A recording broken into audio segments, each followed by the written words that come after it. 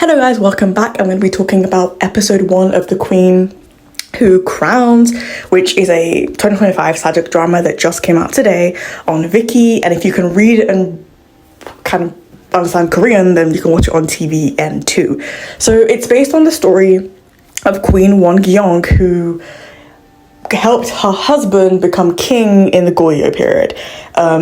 Female lead is played by Lee Hyun-wook, and female lead is played by Cha Ju-young, and the first episode is a mess, so I watched it so you don't have to. The episode is edited very shoddily, and this is because of abrupt cuts between scenes.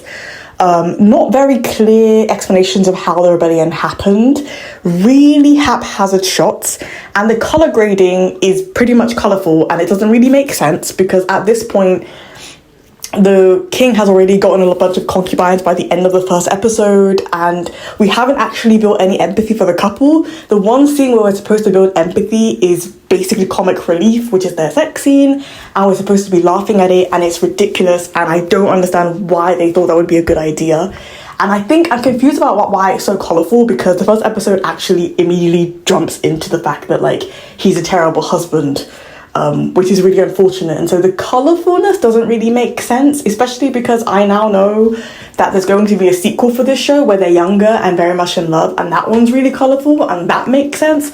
But the colour grading for this drama does not make any sense, and it annoys me. The little things really annoy me when you add them all up.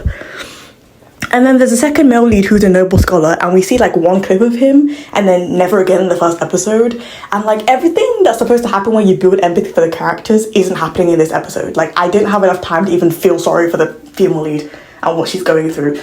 Really gives you about three or four episodes and like a time skip and just some bonding moments that are genuine before it gets into the rough stuff. So this one was really weird. Like, number one, if you're going to do a show about a female lead that's experiencing something like her husband betraying her to concubines, you have to build empathy for the characters first, and that might take a couple of episodes. That might just take a bit more, genuine moments between the king and queen, because as of right now, I'm not feeling it.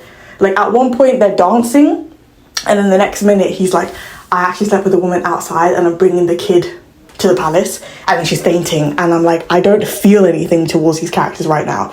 And the first episode is where you kind of slowly build up the empathy for the characters, so that really doesn't make any sense. And if anything, I could actually ignore all the other problems if they were just writing stuff properly and like character outlining and like plot outlining correctly, because I've seen it done well. This show is very similar to Rui, and in Rui's first episode you can tell how much the king is obsessed with Rui. Like, it's just very clear. The shots that are being taken from the cameraman, the directorial shots, the conversations between the male and female lead. Maybe the actors aren't good, maybe the plot's bad, and maybe it's both. I don't know, but I don't feel anything for these characters, and I don't think I can across the next 11 episodes, so I'm dropping it. Now, if you want to still watch it, you can go ahead and watch that on TVN or Viki, but I don't. I recommend it, but if you want to see what I'm talking about, go ahead and watch it. If you like my channel, please subscribe. If you like this video, please hit the like button below. Thanks so much for listening. Bye bye.